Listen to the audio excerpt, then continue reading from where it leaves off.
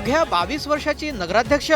हो, तुम्ही अगदी बरोबर ऐकलायत। राज्यात नगर परिषद निवडणुकांचा निकाल लागला, पण एक निकाल सर्वांचं लक्ष वेधून घेणारा ठरला। तो म्हणजे मोहोळ नगर परिषदेचा। नगराध्यक्षपदी विजय झालेली ही तरुणी कोण आहे आणि कोणत्या पक्षाची आहे आणि या विजयानंतर तिने काय भावना व्यक्त केली आहे, सर्व काही जाणून घेऊया। मोहोळ नगर परिषदेत शिवसेना शिंदे गटाच्या सिद्धी वस्त्रे नगराध्यक्षपदी विजयी झाली आहे। अवघ्या 22व्या वर्षी वस्त्रे हिनं नगराध्यक्षपदी विजयी होण्याचा मान मिळवला।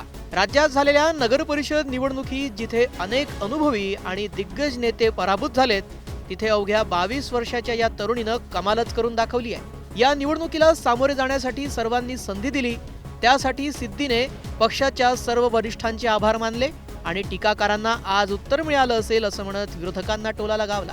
काय भावना आहेत? विजयी झालेला आहात आज सर्वांनी जे मला संधी दिली ती त्यासाठी एवढा मोठा विजय उत्सव आम्ही करतोय।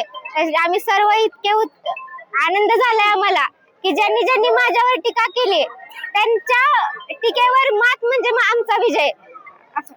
खरं तर कमी वयाच्या नगराध्यक्ष म्हणून तुमची निवड झालेली आहे आणि कशा पद्धतीने यापुढचा कारभार आपण करणार आहात? काय रमेशजी बाळस्कर यांच्या नेतृत्वाखाली आम्ही कोणती पार्टी न बघता आम्ही सर्व कामे सॉल्व्ह करू। खरं तर मोठ्या सभा झाल्या, तुमच्यावर सुद्धा टीका झाली, मात्र तुम्ही कामातून उत्तर दिल्याचं पाहायला, ते काय भावना आहे? आमचं जे काही उत्तर असेल ते आम्ही कामातूनच देऊ। मोहोळमध्ये सिद्धी वस्त्रेच्या विजयानंतर शिवसेना शिंदे गटाकडून जल्लोष साजरा करण्यात आलाय। गुलालाची उधळण करत कार्यकर्त्यांनी आनंदोत्सव साजरा केला।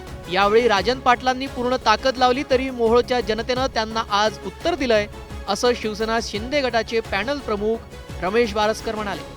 खरं तर खूप टीका झाली, आरोप प्रत्यारोप झाल्या, मोठी प्रचाराची यंत्रणा आपल्या विरोधात लावली गेलेली होती, मात्र आपला विजय झालेला आहे। काय भावना आहे? या ठिकाणी प्रथमतः मला मोहोळ शहरातल्या जनतेचं मनापासून आभार व्यक्त करायचा आहे।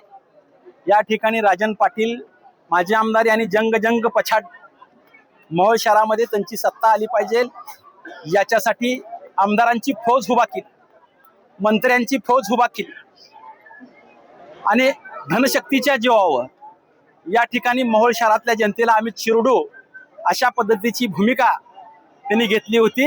पण धनशक्तीवर जनशक्तीने या ठिकाणी विजय प्राप्त केलेला आहे आणि त्यांना मोहोळ शहरातल्या मतदारांना दाखवून दिलेला आहे की तुम्हाला मोहोळ शहरातली जनता कदापिही स्वीकारत नाही, कारण या मोहोळ शहरातली जनता स्वाभिमानी जनता आहे। इंग्रजाबरोबर आमच्या पूर्वजांनी लढाई केली, आमच्या पूर्वजांनी छातीवर गोळ्या इंग्रजाच्या झडल्या, पण या ठिकाणी स्वाभिमान कधी घाण ठेवला नाही। त्याच पद्धतीनं मोहोळ शहरातल्या जनतेनं आजच्या निकालातून हे दाखवून दिलेलं आहे की मोहोळ शहरातली जनता ही स्वाभिमानी आहे। एकनाथभाई शिंदे राज्याचे उपमुख्यमंत्री आहेत, नगरविकास मंत्री आहेत, त्यांची सभा झाली, त्यांनी या ठिकाणी निधी देतो म्हणून सांगितलं आणि ते मोहोळ शहराला आता निधी भरघोस देणार आहे। राजाभाऊ खरे असतील, उमेशदादा पाटील असतील, राज्याचे दुसरे उपमुख्यमंत्री अजितदादा असतील, चरणराज चौरे असतील, पिप्टो आप्पा देशमुख असतील, या सर्व नेत्यांनी खऱ्या अर्थानं परिश्रम घेतलं। आमचे दिलीप गायकवाड असतील, मिलिंद आष्टूळ असतील, आमचे सर असतील, या सर्वांनी खऱ्या अर्थानं विजयाचं परिश्रम घेतलं। काही आमच्या उमेदवारांचा पराजय झालेला आहे, पराजय झालेल्या उमेदवाराबद्दल देखील आम्ही त्या भागातला नगरसेवक म्हणूनच खऱ्या आम्ही त्यांना ताकद देणार आहोत, एवढंच या ठिकाणी सांगतो। आणि पुन्हा एकदा धनशक्तीवर जनशक्तीचा विजय झाला आणि महाराष्ट्र राज्यातील सगळ्यात कमी वयाची बीकॉम झालेली सिद्धी वस्त्रे हे नगराध्यक्ष झाली या मोहोळ शहराला, आणि मी या पॅनल प्रमुख म्हणून मला या ठिकाणी मनापासून या ठिकाणी आनंद आहे।